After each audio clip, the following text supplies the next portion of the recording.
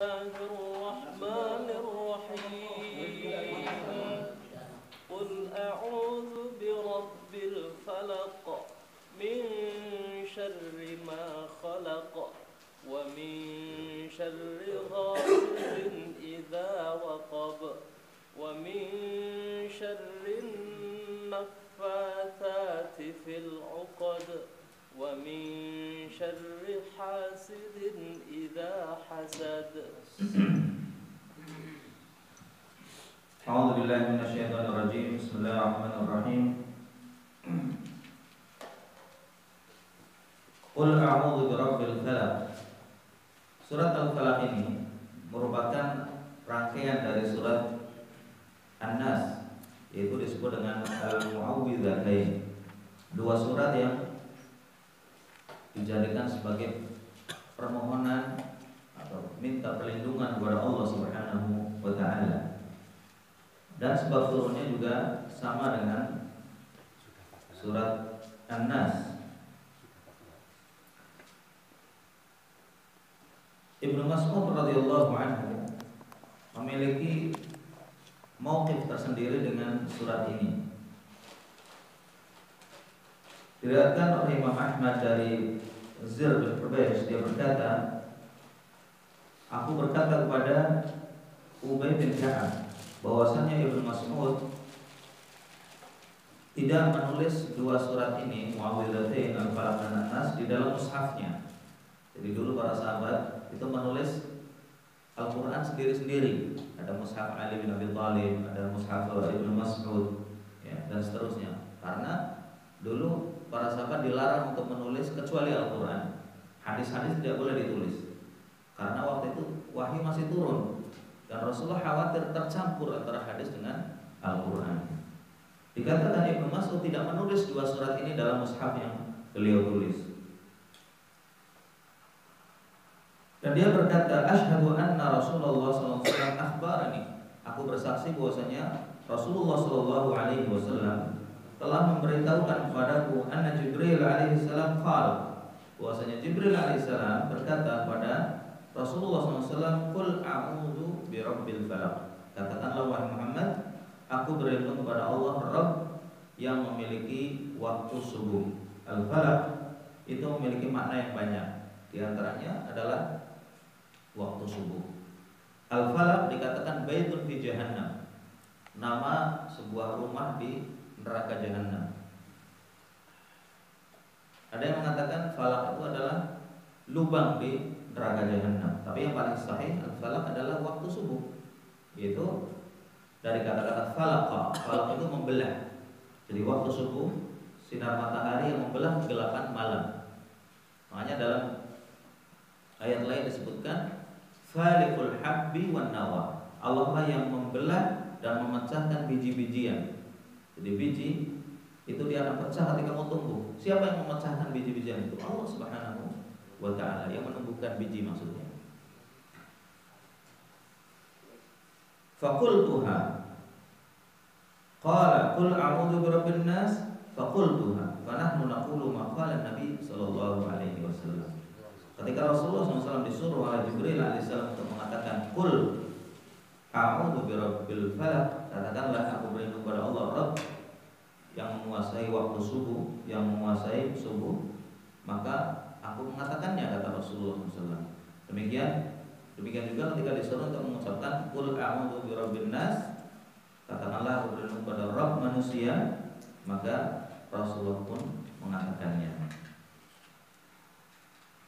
Kemudian dalam riwayat Muslim tentang keutamaan Mu'awwidzatain, keutamaan dua surat yang mulia ini, dari Uqbah bin Amir bahwasanya Rasulullah sallallahu alaihi wasallam bersabda, alam tara ayatin unzilat hadhihi al-laila lam yura mithluhunna qat atau mithluhunna qat.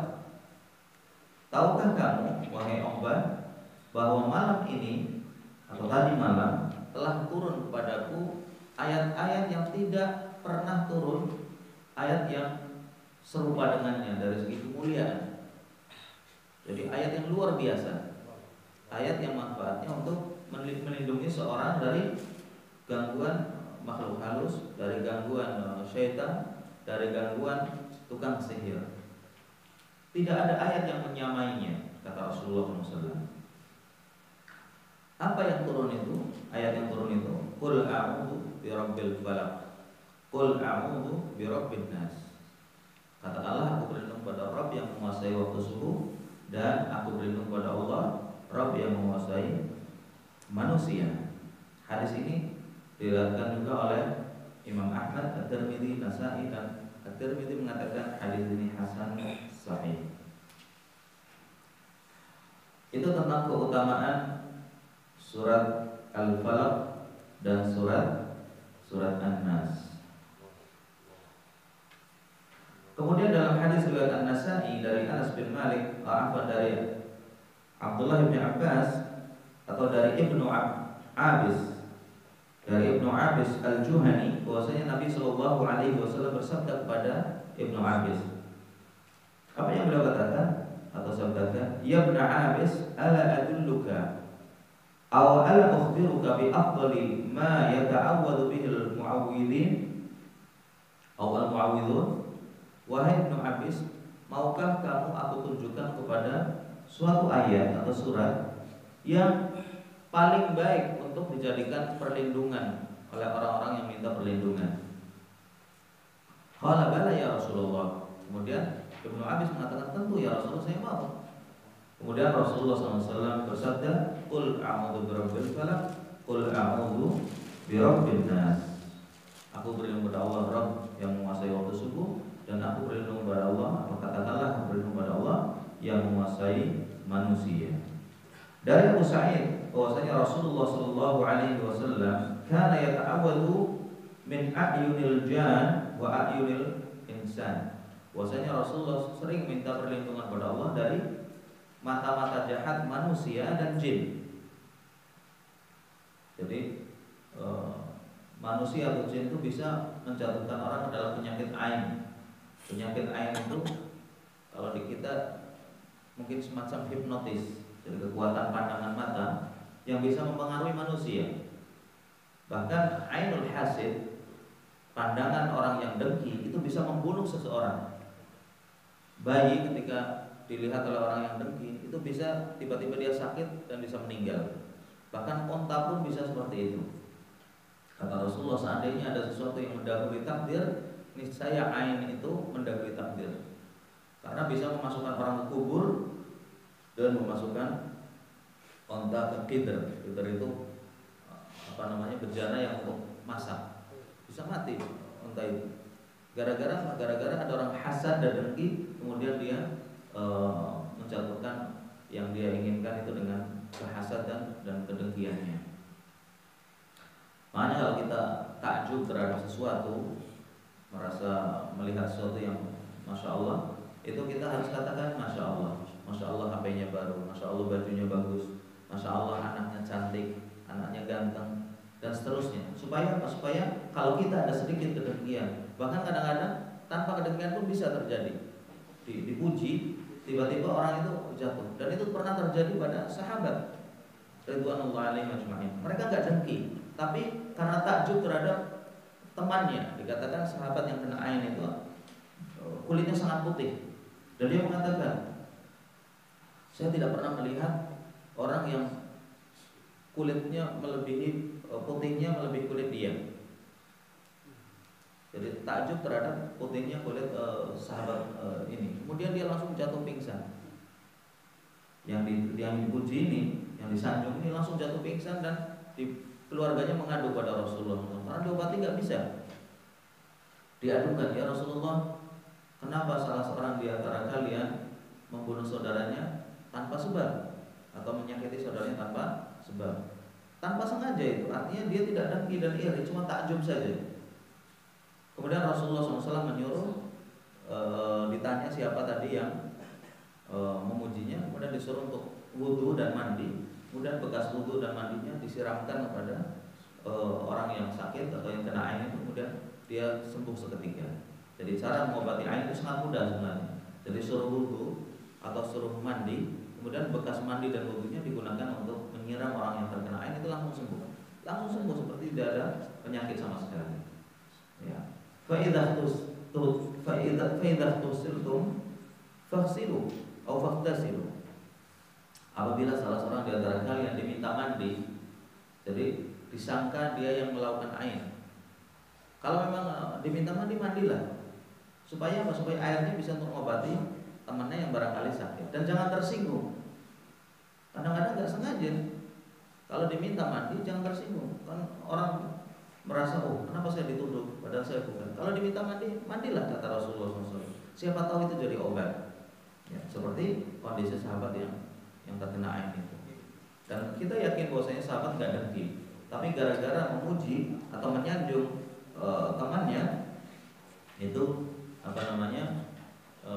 ternyata dia sakit gara-gara perbuatan sahabat ini yang nggak tahu. Akhirnya Rasulullah menganjurkan kalau kalian ajabakum syai', kalian heran terhadap sesuatu milik temannya, saudaranya, katakanlah masya Allah. Jangan lupa, masya Allah anaknya cantik, masya Allah HP-nya bagus, masya Allah mobilnya baru, masya Allah dan seterusnya. Supaya apa? Supaya menghindari terjadinya semacam ini. Kadang-kadang dia nggak dengki, tapi karena kekuatan ainnya dia, karena ain itu kekuatan jiwa. Kadang kita bisa lihat orang begitu melihat menyeramkan, ya kan? Ada orang begitu pertama kali melihat orangnya wibawa atau menyeramkan atau mungkin sinis dan seterusnya. Jadi memang itu ada, dan di kita di Indonesia ada juga semacam itu. Atau mungkin pernah lihat di daerah-daerah. Iya, Rasulullah SAW sering berlindung dari penyakit ain atau dari ain dengan menggunakan qul a'udzu birabbil falaq dan qul a'udzu birabbin nas. Baik ain yang ditimbulkan oleh manusia maupun oleh jin. Akhadha bihim wa taraka ma siwahum. Rasulullah mengambil atau mencukupkan dengan kedua surat ini dan tidak memakai yang lain. Artinya sering untuk berlindung kepada Allah dengan kedua surat ini. Hadis ini diriwayatkan oleh Imam At-Tirmidzi, An-Nasa'i, Ibnu Majah, dan At-Tirmidzi mengatakan hadis ini hasan sahih. Ini yang terkait dengan keutamaan surat Al-Falaq. Ya. Sekarang kita lihat masuk ke dalam tafsirnya. Qul a'udzu birabbil falaq. Katakanlah berlindung kepada Allah, Rabb waktu subuh, pemilik waktu subuh. Min syarri ma khalaq. Berlindung dari apa? Dari kejahatan makhluknya. Makhluk Allah SWT banyak. Ada manusia, ada jin, ada hewan. Itu yang berbuat jahat. Kalau malaikat tidak mungkin berbuat jahat. Tapi manusia, jin, dan hewan atau barangkali tumbuhan bisa menyebabkan musibah bagi manusia. Manusia jelas banyak yang jahat, banyak yang dengki, banyak yang iri, banyak yang memusuhi. Kita berlindung kepada Allah dari kejahatan mereka. Jin jelas banyak sekali di antara mereka yang menyebabkan bencana bagi manusia. Ada yang disihir dengan jin, ada yang kerasukan, ada yang tersesat, ada yang mungkin sampai meninggal gara-gara disakiti oleh jin. Hewan juga seperti itu. Ular bisa menggigit, kalajengking bisa menyengat dan seterusnya. Hewan-hewan melata yang biasanya keluar di malam hari itu juga banyak yang berbahaya. Tumbuhan juga seperti itu, yang beracun, ada yang menyebabkan orang itu gatal-gatal, sakit dan seterusnya. Pokoknya berlindung secara umum dari semua kejahatan makhluk Allah Subhanahu wa taala. Wa min syarri ghasiqin idza waqab. Dan berlindung kepada Allah dari ghasiq. Ghasiq adalah malam idza waqab, apabila telah menjadi gelap gulita. Tentunya kita tidak berlindung kepada Allah dari kejahatan malam, karena malam tidak bisa berbuat jahat. Malam hanya gelap saja, tidak ada sinar. Tapi maksudnya adalah perbuatan dan kejahatan yang dilakukan di malam hari. Mayoritas kejahatan itu dilakukan di malam hari. Tukang sihir, mayoritas sihir mereka dilakukan di malam hari, biasanya tengah malam. Karena orang udah pada lelah tidur, lalai, mungkin gak baca doa, sihir mudah masuk. Penjahat-penjahat juga biasanya maling, rampok, rata-rata malam hari. Kenapa? Karena gelap itu identik dengan sesuatu yang tidak jelas, sehingga dilakukan kejahatan di malam hari, dia akan mudah menghindar dari pandangan manusia. Dia bisa menghilangkan jejaknya. Biasanya orang pada lengah di malam hari, tidur, ya, tidak dalam kondisi terjaga dan siap, sehingga kejahatan lebih mudah dilakukan di malam hari. Bahkan hewan-hewan berbahaya pun banyak keluar di malam hari. Harimau atau liar itu banyak keluarnya di malam hari, ya, karena gampang menerkam mangsanya. Ular berbisa biasanya juga berkeliaran di malam hari. Kalajengking juga seperti itu. Manusia-manusia jahat juga keluarnya di malam hari. Makanya ada night klub malam. Apa yang ada di klub malam? Minum-minuman, joget-joget, ya, judi, zina, waliyadzubillah, semuanya dilakukan di malam hari karena malam itu identik dengan kejahatan. Atau kejahatan lebih mudah dilakukan di malam hari. Ghasiqin idza waqab wa min syarri ghasiqin idza waqab adalah maksudnya dari kejahatan yang dilakukan di malam hari ketika sudah gelap gulita. Jadi malamnya bukan maghrib atau isya, tapi setelah itu yang sudah gelap gulita. Wa min syarrin naffatsati fil 'uqad. Kemudian juga berlindung kepada Allah dari nafasat, dari tiupan-tiupan bukul wanita-wanita tukang sihir yang meniup ikatan-ikatan bukul. Bukul itu ikatan sihir yang diikat kemudian dibacakan mantra. Jadi misalkan tukang sihir mau ngirim paku, jarum dan pecahan kaca untuk dimasukkan ke perut seseorang, itu dimasukkan ke dalam kain, biasanya kainnya hitam atau putih, kemudian dibacakan mantra, ya, jambi-jambi ini adalah syarat yang diminta oleh jin supaya dia bisa membantu tukang sihir. Dia baca macam-macam. Kita nggak tahu, tapi yang sering dengar apa? Mantra yang sering antum dengar apa dari orang yang baca?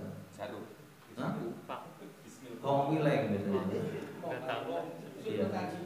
Iya, pokoknya begitulah model-model yang tidak bisa dipahami biasanya dengan menyebut raja jin, menyebut ini dan itu. Akhirnya nanti dia berubah.